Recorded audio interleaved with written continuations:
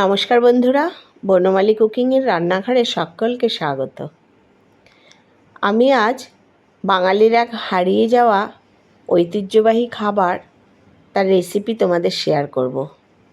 খইয়ের উকড়া বা মুকড়া যে যেটাই বলুক না কেন, খুবই একটা বেশ হেলদি খাবার এবং খেতেও খুব ভালো লাগে।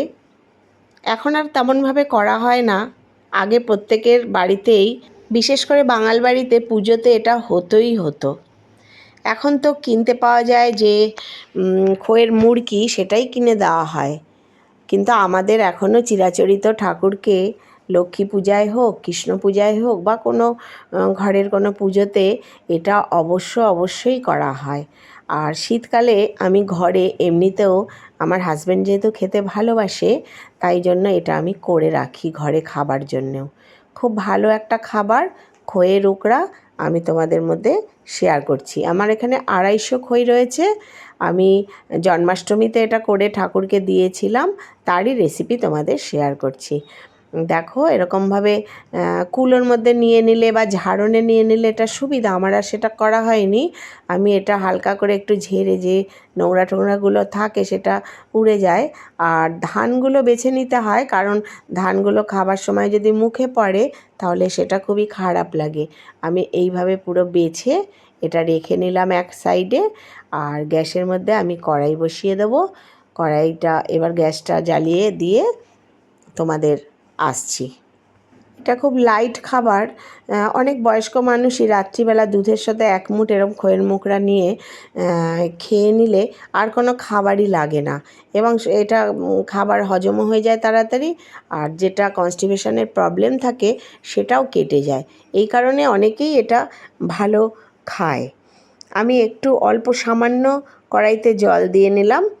দিয়ে এবার 250 মতো গুড়, আখের গুড়, সেটা খুবই পরিষ্কার আখের গুড় আমি এনেছিলাম। সেই গুড় আমি জলের মধ্যে একটু গুলে জাল করে নেব। গুড়টা আমি দিয়ে দিলাম, দিয়ে এবার এটা জাল করব।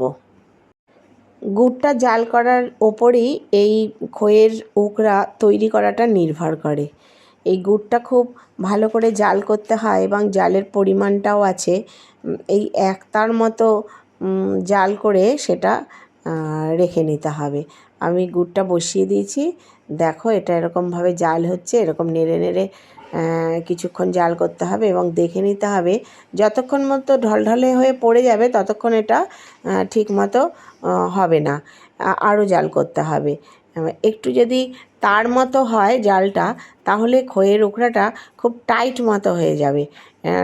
টাইট মতো হয়ে গেলে সেটা বেশ মচমচে লাগবে খেতে, আর খুবই সুস্বাদু একটা খাবার। যারা এখনও খাওনি তারা একবার আমার রেসিপি দেখে করে দেখো, খুবই ভালো হয় খেতে।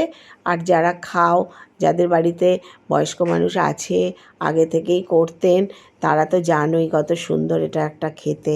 আর নারকেলের নাড়ু আর খইয়ের উকড়া এইরকম লক্ষ্মী পূজার সময় দারুণ কিন্তু খেতে। এই দেখো, যে খইটা আমি বেছে ঝেড়ে নিয়েছিলাম সেটা নিয়ে নিলাম। গুড়টা একটু হালকা ঠান্ডা করে, মানে গরম থেকে নামিয়ে, তারপর এই রকমভাবে হাতার সাহায্যে চারপাশ করে করে ঘুরিয়ে ঘুরিয়ে দিতে হবে এবং আরেকটা অন্য হাতা বা খুন্তি দিয়ে এটা নেড়ে নেড়ে দিতে হবে। এইভাবে ওপর নিচ করে করে একটা, আমি এখানে একটা কাঠের খুন্তি নিয়ে নিয়েছি।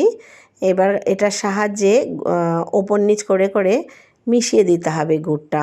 এইভাবে গুড় মাখানো খইটা নিচে নেমে যাবে, নিচের খই ওপরে উঠে যাবে। এইভাবে ওপর নিচ করে করে গুড়টা মাখিয়ে নিতে হবে। খুব ভালো করে মাখিয়ে নিলে এটা বেশ একটু ঠান্ডা করে তারপরে এয়ারটাইট কোনো পাত্রের মধ্যে রেখে দিলে একদম মচমচে থাকবে অনেক দিন পর্যন্ত এই খইয়ের উকড়া, এবং সেটা খেতেও খুব ভালো হবে। আমি এরকমভাবে গুড় দিয়ে দিয়ে নেড়ে নিচ্ছি, নেড়ে নেড়ে এটা তৈরি করে নিচ্ছি।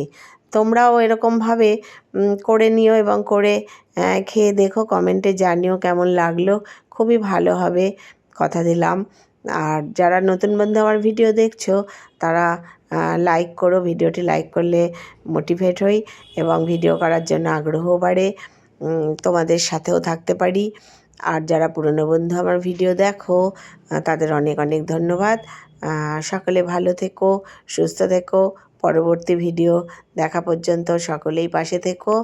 আর এইরকমভাবে খইয়ের রোকড়া করে বানিয়ে কমেন্টে জানিও কেমন লাগলো। ধন্যবাদ।